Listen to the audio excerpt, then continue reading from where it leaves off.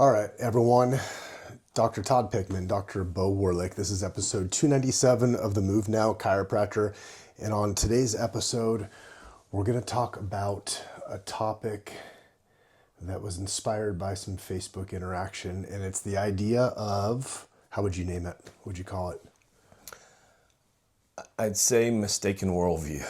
Okay, mistaken worldview as far as chiropractic is concerned, at least for the context of this podcast. So with that, we'll roll the intro and then we're going to get into it. This one you're not going to want to miss.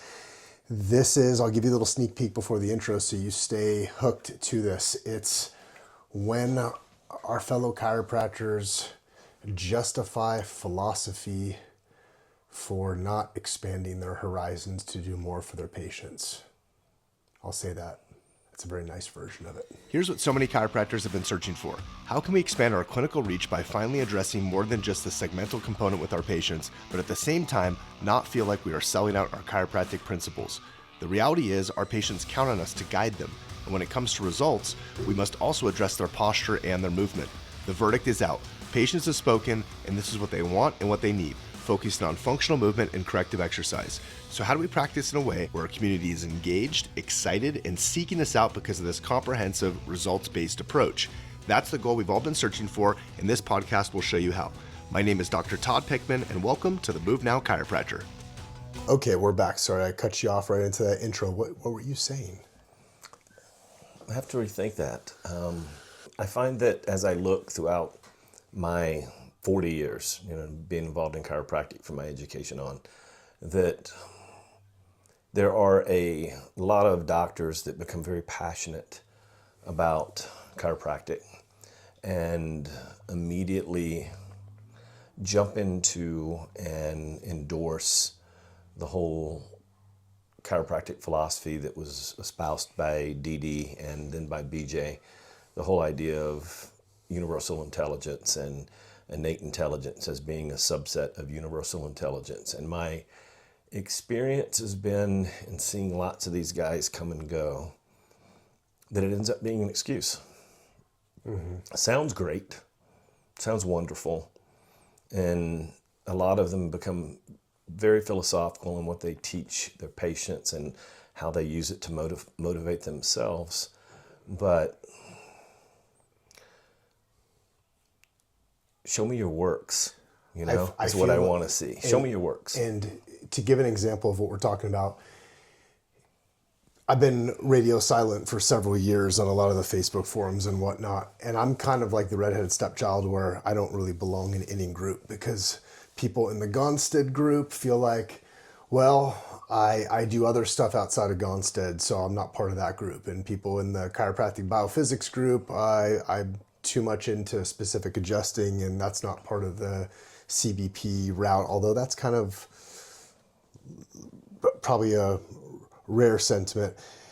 And then you have people in the traditional or like the philosophical chiropractor, like straight chiropractor, like how could you do anything outside of that? You're mixing, you should just follow the innate intelligence and philosophy thing. And ultimately, like what you're saying and what we're going to talk about is, at the end of the day, you're trying to deliver the best result for your patient.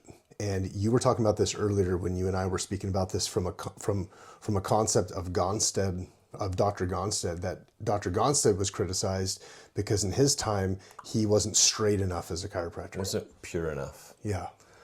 Yeah, and it's interesting because I guess if that's you and that's hitting you right between the eyes, then I guess the thing you should think about is where's your focus? Is the focus on you and your philosophy, you and what motivates you? Or is your focus on what's best for the patient, Because I think that when we look at Dr. Gonstead and we see the things he did from getting his naturopathy degree, which he did get from Minnesota, when we look at what he did with nutrition, we look at what he did with heel lifts, we look at what he did with swimming in the pool with patients that would come. That's why he built the pool. Rolling up a towel to put under the neck to improve a cervical curve. Yeah. So, and the other thing too is, it's very clear that Gonstead was always growing, expanding, innovating. He constantly was innovating. You look at his constant, expansion from, one small office location above the bank building to his succession in the next 3 practices. And it's amazing to see, even looking at the equipment that he had within his clinic. And I mean, he came at a time when all they were doing was adjusting the upper cervical area, adjusting atlas and occasionally axis, when the rest of the profession probably didn't call you a mixer for doing so, And then to come along and have a patient that walks in, has a tractor rollover on them, and guy's carried in, can't walk, and looks at his pelvis, and he's the first person to have an x-ray west of the Mississippi, probably was criticized for that too, And he was always about technology, using state-of-the-art stuff. And so he x-rays his patient, notices that the pelvis is actually misaligned, and he comes up with this whole concept of the pelvis misaligning like the poles of the compass, north, south, east, west, and a combination of those, and the other ilium misaligning in opposition to it. That was his creation, his idea. That was innovative. That was him looking at what was best for the patient, still staying within the confinement of being skeletal, being structural. I don't look at that and see that that's a violation of any higher law in trying to help the patient to be able to get back to work, to earn for their family. Yeah, I think ultimately it's, if you get stuck in a dogma and you say that what I'm going to do because it's my chiropractic religious belief that I can only do from here to here, and if I go outside of that, I'm somehow violating what I took an oath to do as a chiropractor, but then the consequence of it is the patient is maybe falsely led to believe that what you are presenting is the entirety of what can be done. They're following you, they trust you, and now they're going to be missing out on that added piece. So is it that they should find that added piece on their own? Should they just roll the dice and go to a physical therapist or some other doctor to try to find that added piece? Or should they follow you and be led to believe there is no added piece, and that all they should do is what you have to offer, and if they don't get any better, or if they only get better to a certain point, that's just as good as it gets, as long as you stayed true to your philosophy. But now that person's life could be negatively impacted. It could have been improved. It could have been bettered if they were doing maybe some other methods alongside with the specific chiropractic adjustment. So that's where, like, man, it really does bother me when, well, there's 2 situations. One is this, is any type of chiropractor, how principled someone is, whether they're Gonstead chiropractor, upper cervical, whatever, if they're speaking with certainty to say, no, you should not try to improve this, or this, that's not chiropractic, that's bad, you shouldn't do that. Like, for example, there's an old video where someone said you should take that mural down in your clinic of Dr. Gonstead because you're doing other stuff besides Gonstead chiropractic. You're misleading the public, right? And so then I made a video about it and said, oh, I want to make sure I don't mislead the public. This bucket is called Gonstead chiropractic. This bucket is called chiropractic biophysics. Like, the public doesn't care. All they want is the result. And do I feel like what I'm doing, or what we're doing, is taking away from the precision of what we have to offer, taking away from chiropractic? It's quite the opposite. You probably see this as well, you have to clarify for people because they're so pumped up about Gonstead Spine and Wellness, and they go, man, is this what Gonstead is about? And you're like, Gonstead is great, Gonstead is incredible. However, let's just be clear. If you go to another clinic somewhere else and you're looking for this same approach where you're going to get specific Gonstead care and a postural and curve approach and a functional movement type of approach, you're going to be disappointed because it really doesn't exist anywhere else under that name. This is a specialty. And they say, oh, I thought that's what this is. So some people do get confused on that, and then I clarify for them. They could care less as far as what it's called. They are wowed by the fact that it's a comprehensive approach and they're getting superior results. And they're getting results where other stuff has failed. And where I've seen this time and time again is that people move here from other states. They've seen Gonstead chiropractors all over. And now granted, I know our audience, small percent is Gonstead, others doing other techniques, but just in this example, okay? So hear me out. There's other patients that find us, and they find us because the clinic's called Gonstead Spine and Wellness, and it's familiar to them, and they're looking for this premier chiropractic approach that they had in whatever other state. And some of these patients come in after they've seen another doctor for a decade. And they come over and they go, wow, yeah, this is all familiar, all the analysis and the adjusting. And they go, how come my other chiropractor didn't show me what was going on with my thoracic curve being 30 degrees excessively bent with multiple compression fractures, and my spine is deforming?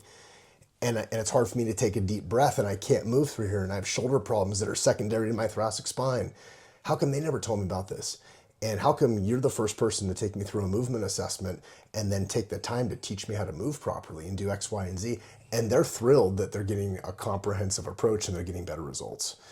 So take that person and tell that person, no, patient. You see, you need to stick with this philosophy only. And if you want any of this other stuff, that's on your own. Go figure it out on your own.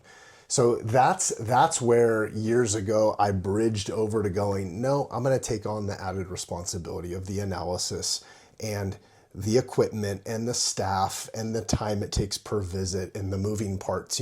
Granted, we still, as the chiropractor, we're not necessarily spending a tremendous amount of more time visit to visit, but instead we have other staff that we've trained and they do it. So it's not like you and me are out there teaching exercise or setting people up in traction, but we have that in the model so that patients understand segment, posture, movement, and it has that well-rounded approach, So anyway,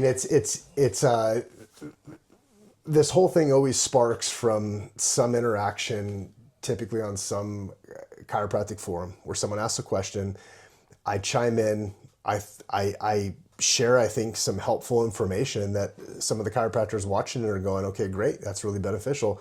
And immediately I get criticized by chiropractors that say, I fully disagree with everything you're saying, because if the spine has this abnormal deformity curve in it, that's innate intelligence in its masterful way of making the person deformed. Who are you to intervene and change this? And I'm like, well, who are you to even adjust a subluxation at that point? Why don't you just do nothing? Why don't you just sit with the patient, hold hands, and sing Kumbaya or something? I know doctors, actually, self-professing chiros, that do that, along with beating drums and everything else with the patient. And the patient didn't come for that either. And it's funny because somebody once said a bad stigma will always lick a good dogma. So the idea of being stigmatized is the idea, where you think about having some aspect of your vision that's just not clearly, where you don't see clearly. And so if you're stigmatized, you have to rework it. You have to rework it because it's affecting you in such a way that you're no longer being pragmatic. You're no longer doing what's best for the patient or even for you. And if that's you and you think, that what you're doing is innately precise or innately correct, you can always come open up next to us, see how that goes. I think you'd find out that patients would quickly choose and make the decision with their dollars. And one of the things that I see that's just been so phenomenal with now being a part of Gonstead Spine and Wellness, obviously I've had the Gonstead part down for 40 years, but looking at what's going on with what we're doing and Move Now as well is, as you've said, we're addressing fundamental structural issues and the functional issue as well of what patients need to heal, recover, and to be their best. And the results have never been better since I've been in practice. And I would never want to go back to the way that we used to practice. And we got great results, in the Charlie Ward days when it was he and I doing just Gonstead work and seeing 150 people a day. I think my best day was 170, those were busy days. And I too was more of that mindset of, freeing the flow, and removing interference and letting things flow from above down, inside out, all the things that VJ and Dee Dee taught. And that story is still true today. But what I find out is, from a structural standpoint and even a functional standpoint, there's so much more that can be done that still does complete this whole naturalistic philosophy of life of helping patients regain their health, that frees them from a whole life of pharmakia, which, if you break that word down, that's the original word for pharmaceutical, and it means sorcery and witchcraft, So when we look at that in terms of what we're doing from freeing them from unnecessary surgeries, freeing them from unnecessary medications, it's the right thing. It's the right thing. And yeah. Yeah. So like the things that come to mind, the examples that come to mind, and I remember one of the most compelling things I saw coming from a strict chiropractic adjustment only standpoint to then being introduced to doing traction and postural corrective exercise was looking at what happens when someone has a super disengaged posterior chain. The posture is shifted backwards. They have a thoracic hyperkyphosis. They have a reduced lumbar curve. Their pelvis extends. Okay, there's nothing you're going to do adjustment-wise that's going to get that person engaged and standing upright when they're that far gone and their spine is now rigid in that position. Okay, things are remodeled into that position. It's super important to make sure you're adjusting the appropriate segments, because I would argue if you're not adjusting them properly and you force the spine back into a corrected position, then you have levels that are locked up throughout that whole chain that have not been addressed. And that's also not going to have a whole lot of stay put, or it's going to take a joint and jam a joint into an abnormal corrected position, even though you didn't properly adjust it and affect the disc and do everything that we do with Gonstead, right? But one of the things that I saw initially on pre and post x-rays was a really wedged fifth lumbar and a posterior fifth lumbar, a retrolithothesis at L5. Okay, and it's like in the Gonstead work, we're like, all right, we got to lift and set that vertebra forward. But the person shifted backwards 3 inches. Okay, so it's like 2/3 of the upper body mass is the torso. If your rib cage is shifted backwards for all the reasons that I just listed, that's going to dictate what someone's lumbar spine is going to do. So it's not to say that the foundation principle isn't legit in Gonstead, but if you have 2/3 of your body mass that's shifted backwards for all these other reasons, a weakened posterior chain, deformed thoracic spine, there's no way you're going to change that on that lateral sagittal view until you start to pull the rib cage forward. So you start to pull the rib cage forward and you're setting that lower lumbar, and then on a post film, guess what you see? That fifth lumbar comes forward. Now it's not a retro. The disc is more level. You're accomplishing what you want to do segmentally. But the only way you accomplish that is because you fix that big postural issue that no one else is going to fix. There's no physical therapist that's going to know how to fix that.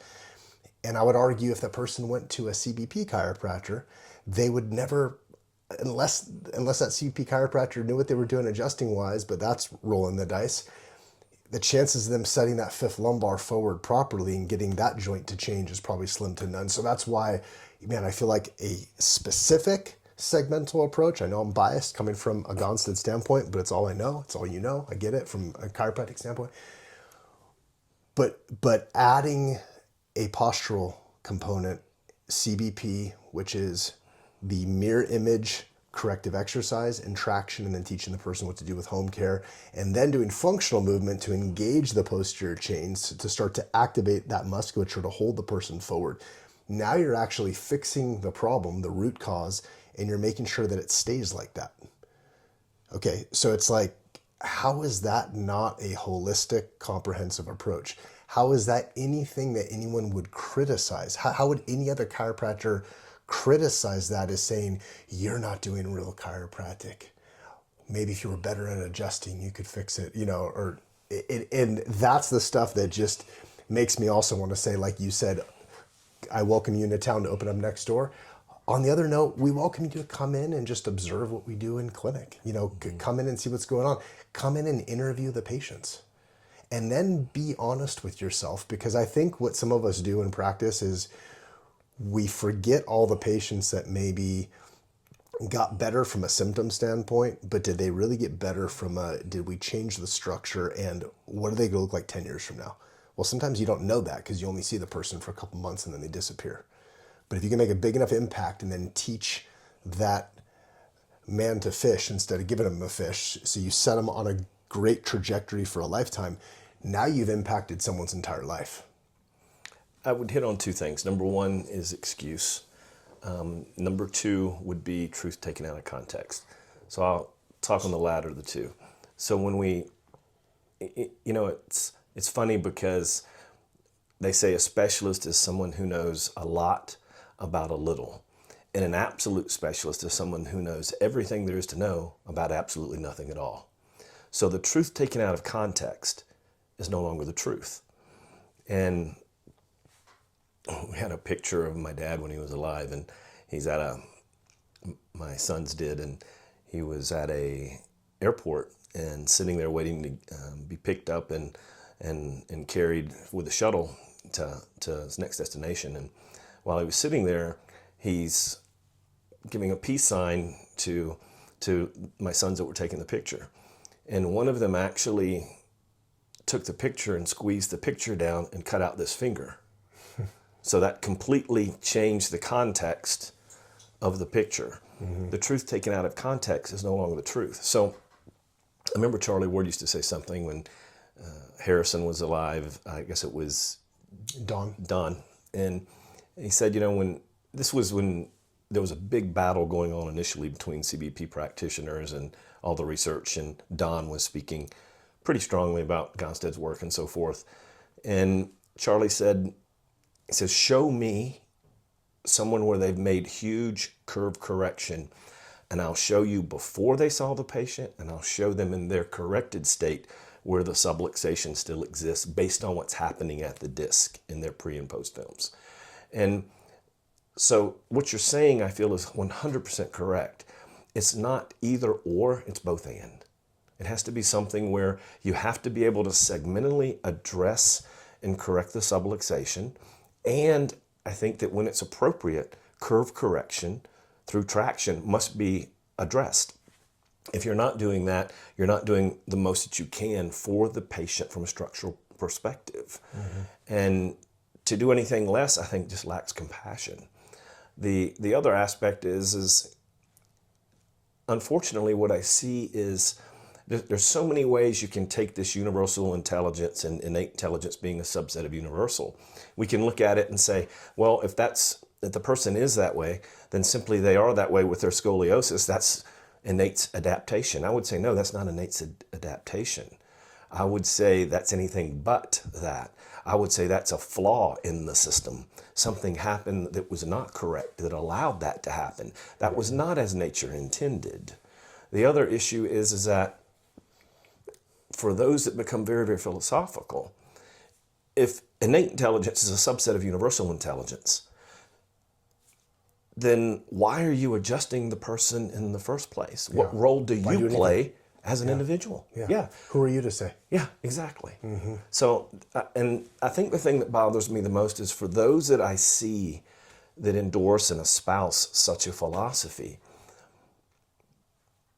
I see it as being a complete and total excuse for, instead of having hands and being done by hand, why don't you change the definition and say done by hoof? Because you might as well have two hooves for hands, because you really don't have hands, because most of what you're doing technique-wise is an abomination when we watch it. It's something most of us would look at and be nauseous with. A lot of people want to talk about showing you their faith, why they do what they do. Show me your works. Show me what you do. And show me something that's impressive in terms of being specific, seeing pre and post changes in the patient in their case. Then I'm going to have some reverence for what you do. And it's interesting because we would be less prone to say something about other chiros if they're doing less than the work that we're doing, because at one time we did less too. But for someone that's doing little to nothing and then criticizing us, and it's usually younger doctors, it's not older doctors, mm-hmm. I find that to be just laughable. It's just not knowing what you don't know, and not realizing, and granted, I can understand it because my mindset was like that too early on in practice. And so my first, 9 years in practice, I mean, like I was telling you in New Mexico when Mike brought in spinal decompression, and it was helping a ton of patients and preventing them from having disc surgeries, right? And they were doing great and they were loving it. And I'm sitting there going, this is not chiropractic. Oh man, what's going on? And then it took me a while to realize, okay, well, who else is going to do it? is this something that we should let the physical therapist do? Should we let the orthopedic surgeons do it? Or should we be the one managing them with chiropractic, pulling someone in because they have a disc injury and they are attracted to this idea of non-surgical spinal decompression, then educating them on the importance of chiropractic and changing their whole mindset as far as what health and healing is. You can impact someone a lot more that way. Something else that I was thinking as you were talking, and this is a recent patient, well, this is a longtime patient of mine, but it's the perfect example for when someone says that a scoliosis is innate intelligence and it's the beauty of how the body responds. And they say, well, is it an upper cervical problem? Is it a leg length inequality? Like whatever drove it, if you identify it at a certain point and there's a way that you can predictably stop it from accelerating or even somewhat back it off a bit. And they're hard cases. They are hard to change, okay? There's comments on a recent forum and you have all these doctors and they're saying, in my so many years, I haven't found a way to do it and I've given up on it and I don't think there is a way. And that's my conclusion as well. And that's also one of those like lazy conclusions of like, well, I gave it a try, which like, what do you mean? You adjusted someone a bunch of times and take a post x-ray and saw no difference? Did you realize that there's other things that need to be addressed with it beyond adjusting if you actually want to change a scoliosis? But the point I was going to make, this longtime patient of mine, her name's Laura. She's in her early 80s. She's very active, fortunately. It's the only thing that's probably a saving grace for her of why she's not completely incapacitated. She has a 100-degree scoliosis, more than a 90-degree angle, okay?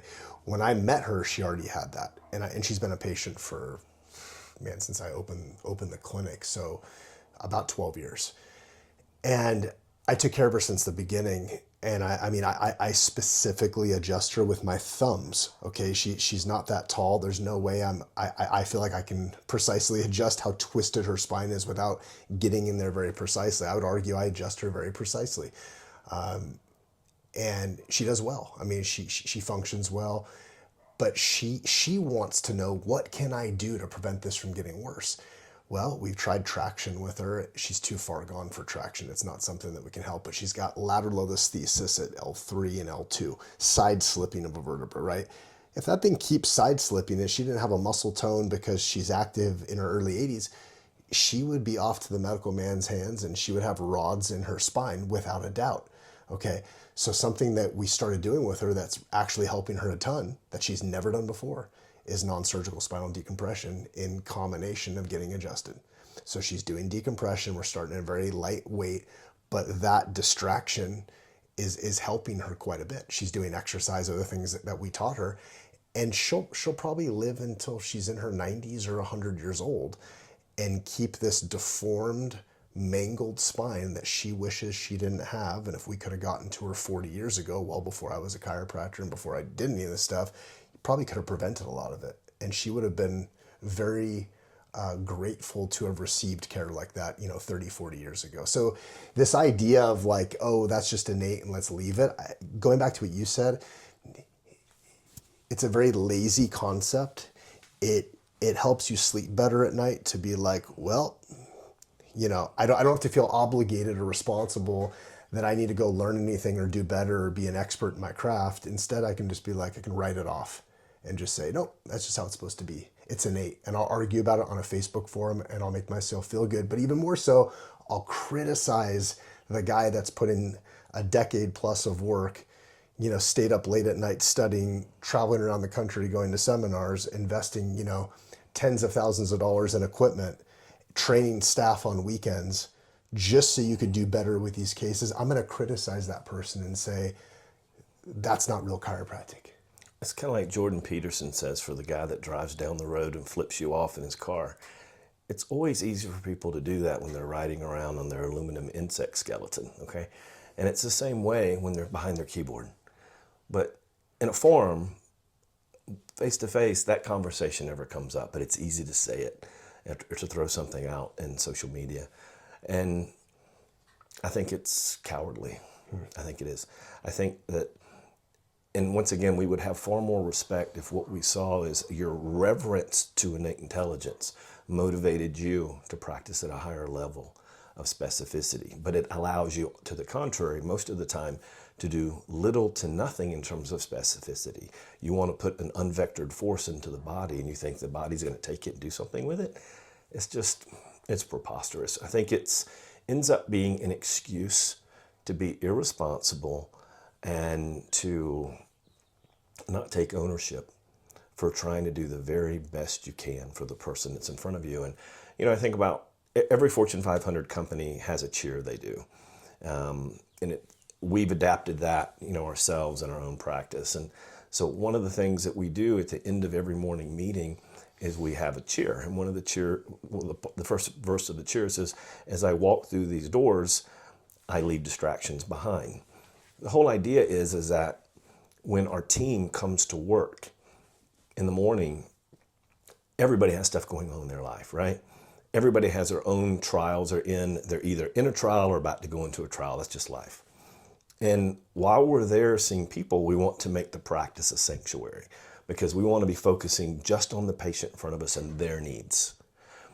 And there's a duality that exists between focusing on you and what you need and focusing on the patient, and whether your concerns are more about yourself or your concerns are more about others. And my experience has been the more I focus on others, the better life is. The more I focus on myself, the more depressed I become. And that's one of the things that I see here in this whole argument that has existed in the chiropractic profession from early on, is this idea of, is innate intelligence in the talk that you give, is that something that motivates you? If it is, it's beneficial. But if it's something that you feel like you have to share with the patient or something that dictates to you the lack of being specific or being thorough, then I think you're just nothing more than a charlatan. Mm-hmm. And as you're saying that, I'm sure in your mind, what you're visualizing is all the videos that you and I send each other that we see on Instagram and all the just garbage that's out there. And it's like, man, I wish I didn't have to have so many people that I had to point this out on. Like, I really try not to be negative but I feel like I could start a whole YouTube channel just literally critiquing the garbage out there in chiropractic that probably was always out there, but just wasn't on display for the world to see on YouTube and Instagram and all of this, right? You don't need hands to snatch a Y strap. Mm-hmm. You could do it with camel hooves. Yeah. Yeah. And so much of what you're saying, much of what I'm saying is to a couple different audiences. It's definitely the audience that has this holier than thou, innate intelligence, I'm going to preach, it's my religion type of thing. And then the stuff you do is just absolute garbage. Like, you have the videos out there, you do the same exact thing on every single person. It's like a routine that you just go through. And as you're grossly manipulating this poor victim in front of you, you're almost looking like, all right, are they okay? Did I hurt them? Because you're so uncertain of what you're doing that you're almost real time questioning, okay, is what I'm doing damaging this poor person in front of me? You see that when they do the Y strap on these poor young women, that you could see that they're like going through physical shock after the fact that their spine has been wrenched in such a horrible fashion. That demographic in chiropractic it probably always existed to some extent. I think the people out there on the videos that do this motivate more people to do that garbage. And I think it's becoming more abundant in the profession than it ever was before. That's my opinion compared to like when I first got into chiropractic. Or maybe I was naive and I just didn't see it as much. I don't know. You have any thought on that? Yeah, I think the state boards have opened their arms so wide that they're hesitant to close their arms, because when they do, I mean, what are they going to close it on? There may be nothing left. So, but I do think it's just a matter of time before public outcry and there's enough people that have had serious enough injuries from this type of procedure, or the lack of a procedure, lack of a technique. Then what's going to happen is once we start seeing lawsuits, you'll see something happen in terms of universally all boards making it illegal to practice in such a fashion. Because sooner or later, they're going to have to do that. The very definition of a subluxation is what? One of the components is that the segment or the motor unit is hypomobile, not hyper. So when you have a gross manipulation in that sense, long axis, no specificity, where's the control in it? It's a shotgun I found approach. this on the web for hyper, when you have a gross manipulation, and that sense along axis ethnicity. Check it out. What the? Big Brother? What was that? Maybe we keep that. Yeah, no, for sure. So there's two different audiences I think that this message is for. One is that first one that, man, I hope those people have some kind of awakening and they just do something different in chiropractic or get out of chiropractic altogether and just do something different. But the other group is, I mean, even forums that I'm involved in of other practitioners that are very likely skilled practitioners, but they have been indoctrinated to close their mind, which I understand because I was there for my first 9 years in practice and I was very hardcore with it. So I understand it quite well. And I try to be as understanding and nice as possible. That's why when I go on those forums, I try to be nice, you know. You're too nice. What's your oldest patient that you've ever adjusted? Late 90s. 103 is my oldest patient. When's the last time you saw some influencer doing a Y strap on an 80-year-old? Yeah, I don't think. Never. Yeah, I don't think that would ever happen. Never. And you know what? If my mom, who's 84, happens to just, for some reason, has dementia or something, ends up going to someone and does that to her, plan on me coming to your office afterwards. Yeah. Yeah, no, I do, you know, I've done multiple expert witness cases of chiropractors who get sued. And from a just internal moral standpoint, I've turned down any case where they asked me to go against a chiropractor. Okay. I just haven't done it. Time to make an exception, maybe. No. Well, like in those cases, I totally would. The point that I'm getting at is that I've been in that world and it's made me more paranoid as far as to do a better job, to document better, to make sure you're doing things by the book. And you can see what people sue chiropractors for in the case where these chiropractors haven't done anything wrong. You know, this is a different scenario. And how litigious they are and how nitpicky they are and all of this. So it blows my mind that people are doing such egregious things and they don't even think this isn't taught in chiropractic schools. This isn't part of any formal technique. There's nothing they can actually fall back on to point to any sort of evidence base, anything based on it at all. They would get eaten alive. And there's a ton of expert witness chiropractors, orthopedists, neurosurgeons that in a second would jump to testifying against them and they would destroy them. Mm-hmm. You know, I mean, like I see how the game works, being that I've done all these cases, and it just makes me go, man, how reckless can you be? And then you put it on video for the world to see. Crazy. Couldn't be more stupid. Yeah, it couldn't be. So if anything other than from this message of this conversation that we're having, I know we touched on a few different dimensions of this topic. It's, you know, if you're going to do something really egregious and horrible to a patient, don't put it on video. One of my friends told me one time, he says, you know what? Nobody can take your integrity from you, but you can throw it away. Yeah. All right. Lots of one-liners in this one. Anyway, with that said, different type of episode. There's going to be more topics like this that we talk about amongst each other, and it's just one of those things. I'm sure there's other chiropractors out there that are wondering the same thing, or those on the fence that maybe a conversation like this helps motivate you to look into something else, be a little bit better, reach for excellence.